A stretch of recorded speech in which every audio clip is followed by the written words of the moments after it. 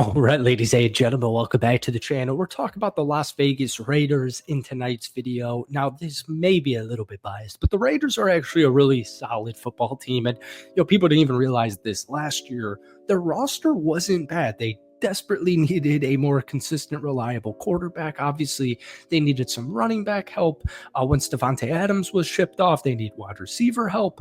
But the defensive line was injured. Max Crosby, Christian Wilkins. The Raiders defense was really solid. And so I think they had a really good offseason thus far. We'll talk about it in 30 seconds. But and I'm not trying to rag on this YouTube channel, but they're a pretty big YouTube NFL channel made a video saying the Raiders have no idea what they're doing. And I didn't watch it. And like I said, I'm not trying to rag on it because everybody thinks the Raiders suck. And this is kind of my point here. Here are some of the comments in the first minute. I think the only way we can get out of this unending loop of doom is by drafting Shedeur Sanders. I don't even think the Raiders know what the hell the Raiders are doing. The Raiders have been making the same free agency moves for 20 years now. They seem to believe they're one veteran QB or only one good wide receiver away from competing. Another guy said it's still the same rebuild. We've been rebuilding since we got blown out in the Super Bowl by Gruden. It's just bad. This team's been really building since 2003. I mean, it was just all negative pessimism, whether it was Raiders fans or other NFL fans. When I look at the Raiders, folks, Geno Smith's QB1. The Raiders haven't had a quarterback like Geno in quite some time here. And, I get it, Derek Carr was solid, but Derek Carr before the injury versus Derek Carr after the injury, I mean, we could get into that on a live stream one night, but that's not the point. My point is, the Raiders know exactly what they're doing, and they're kicking off their third consecutive season with a new GM and a new head coach. So I understand some skepticism or just, waiting to believe it till you see it, right? But John Spytek and Pete Carroll, they're taking over for Tom Telesco and Antonio Pierce. Now, Raiders just went 4-13, but terrible run game, terrible quarterback play, injuries on defense. I mean, you name it, it's not really rocket science why the Raiders struggled last year, and even with the Jimmy G, Josh McDummy season a couple of years ago.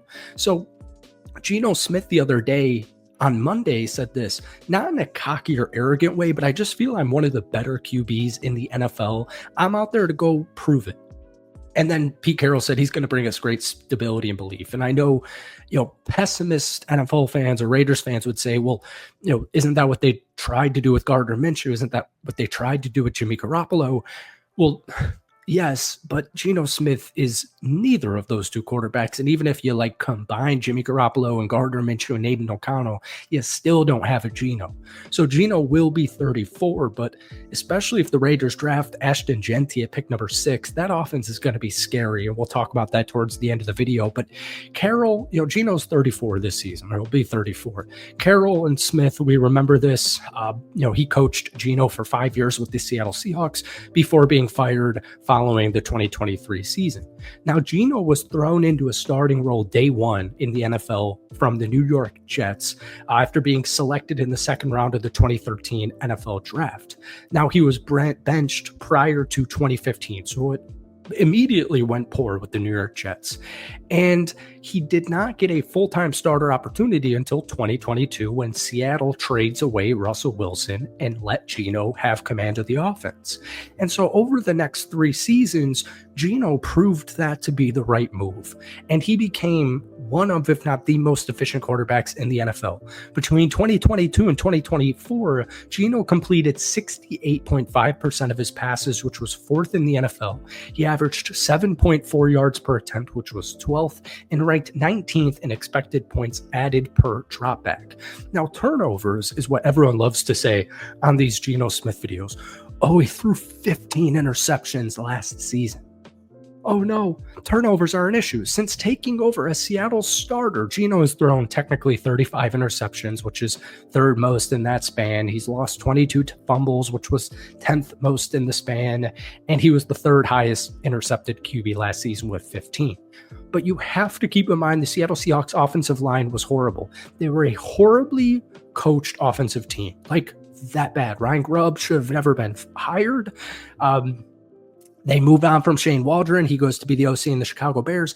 I mean, they had Both their tackles were banged up. They've been banged up. Their interior offensive line was not good, which resulted in absolutely no running game, and it resulted in Geno Smith running for his life. The Seahawks averaged only 96 rushing yards per game last year, which was fourth worst in the league, and they threw the ball 35 times, which was seventh. So if you're a defense, you know the game plan. You know the game plan. It's right there. And the Seahawks had to come back a lot because they couldn't run the football, man. It's just Geno's interceptions to me are not an issue. Yes, he'll throw 10, 12 interceptions. So do all quarterbacks. If you're throwing the football 35 times, one of them is either going to be a bad throw or it's going to get a bad luck, right? That's just the way she goes. So I feel good about the quarterback position.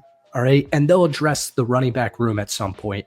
So I was reading an article from Vic Tafur with The Athletic, and, a couple of key positional needs would be running back because Raheem Mostert is 32 and, Sincere McCormick had a couple of nice snaps last season, but we need to see a little bit more. He's coming back from an injury. Zamir White was an absolute nightmare. And then you have the linebacker position, which is a little bit interesting because Spillane was a tough loss. And you also lost Double D, Divine Diablo, but he never really broke out. But they bring in a Landon Roberts, who's, not a three-down linebacker. I mean, the linebacker room does need some upgrades here, and you'll find it in the draft. But a lot about linebackers is the coaching staff. And with Patrick Graham, I feel pretty good with whoever the linebackers are on this team next season. And then finally, we have wide receiver. They'll take a wide receiver at some point. I highly doubt it'll be the first round. First round pick number 6 seems like the consensus for Raiders fans right now is either Will Johnson, out of Michigan, the cornerback, or the clear-cut fan choice, which is Ashton Genty, running back out of Boise State. Now, he's by far the best running back prospect since Jahmyr Gibbs, Bijan Robinson from a couple of years ago. He might be like Saquon Barkley level because Jahmyr Gibbs and Bijan are, true top 10 running backs. Genty is 100% worth the 6th pick in the draft. It just comes down to, do the Raiders value a cornerback now because Jack Jones was just released?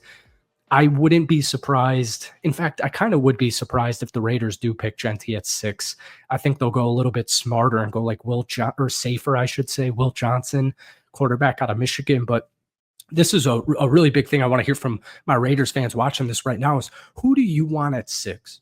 Or I should say, who do you want at 6? And then who do you think John Spytek, the GM, is taking at pick number 6? Because, Genty's the perfect addition. The Raiders were 31st in yards after contact last season, 2.5.